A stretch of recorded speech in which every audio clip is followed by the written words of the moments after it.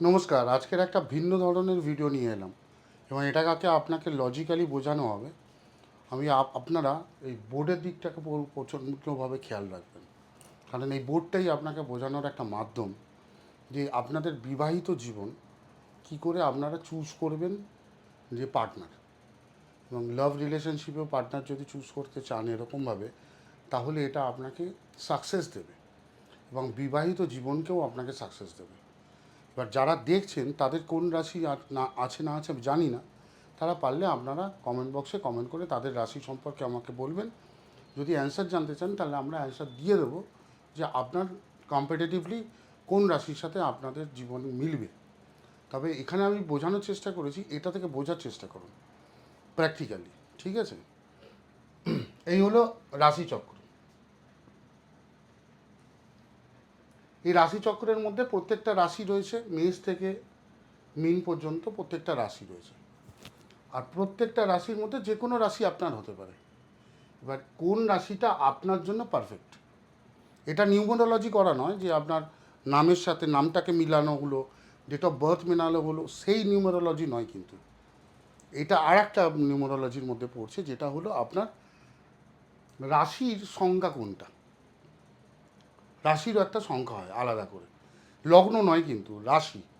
কেউ বলে যেমন আমার মিন লগ্ন, মকর রাশি, লগ্নটা বাদ। এখানে এখানে রাশির ওপর করা হচ্ছে, লগ্নের ওপর এর পরের দিনকে করে দেবো। এখানে যেমন দেখছেন মেষ রাশি, এর সংখ্যা হলো 9, মানে মঙ্গলের সংখ্যা। এটা বৃষ রাশি, শুক্রের সংখ্যা এরকম বুধ, মিথুন, কর্কট 2, সিংহ 1, রবি। সিংহের মানে সিংহ রাশির অধিপতি হলো রবি 1।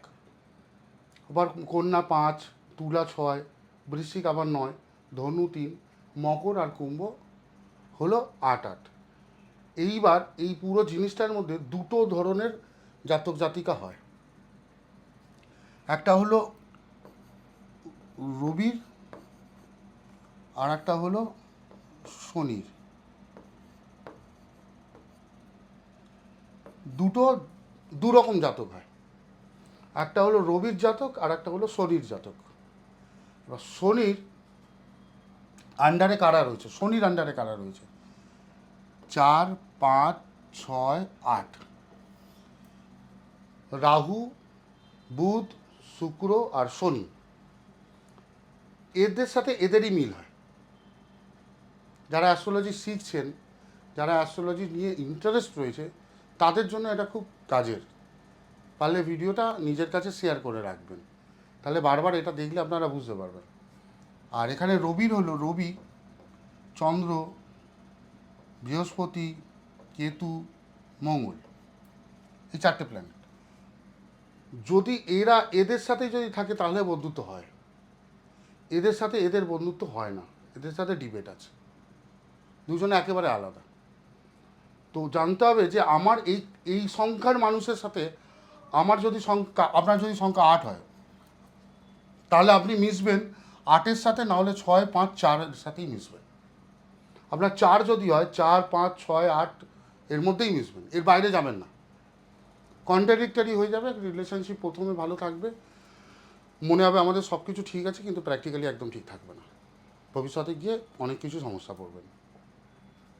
আবার এখানে রয়েছে 1, 2, 3, 7 আর 9 যারা রয়েছে। অ্যাকচুয়ালি 7 আর 4 এর মধ্যে আমাদের নিউমোরোলজির মধ্যে ঢোকানো নেই। 1, 2, 3 আর 9 যদি হয়, তাদের সাথে যদি মেশেন, তাহলে আপনাদের রিলেশনশিপ যথেষ্ট ভালো থাকবে।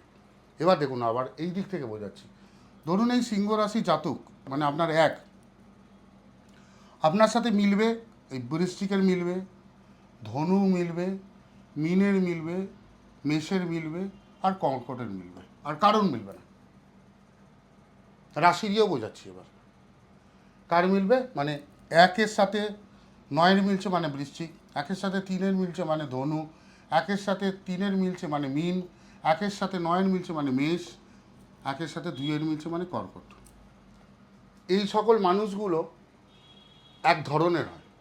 তারা মধ্যে পড়ছে রবি, বুধ, রবি, চন্দ্র, বৃহস্পতি, মঙ্গল। এটা একদম গ্রুপটা একেবারে আলাদা। এই গ্রুপের সাথে এই গ্রুপেরই বেসিক্যালি মেলে।